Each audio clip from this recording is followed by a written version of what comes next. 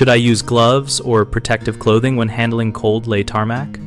Cold lay tarmac is sticky, abrasive, and can irritate skin, so always wear protective gloves and old clothing when you mix, place, or compact it.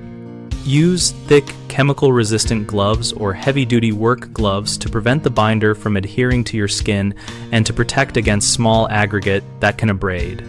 Put on long sleeves and durable trousers you do not mind disposing of because the product can stain. Choose garments made of tightly woven fabric to reduce penetration. When working, keep a small bucket of water and mild soap nearby to wash exposed skin promptly and avoid using solvents on skin because they can increase absorption of irritants. If you need to handle seams or edges, switch to a pair of nitrile gloves for better dexterity, but change them if they become torn or heavily soiled. After finishing, launder clothing separately from other laundry and clean tools thoroughly, scraping excess material before washing to prevent buildup.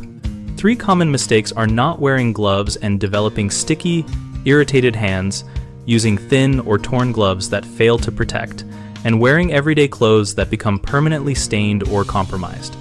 If you skip gloves, your skin will pick up asphalt binder and grit, so always put gloves on before you open the bag and keep them on until you have cleaned up.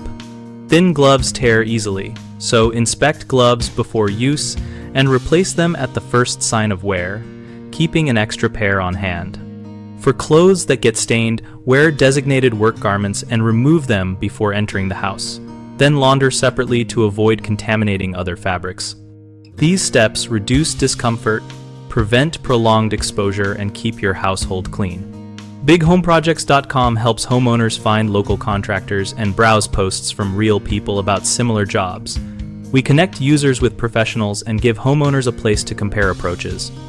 We also help contractors find work and join a discussion community where we exchange tips, ask questions, and share project photos to make planning safer and more efficient.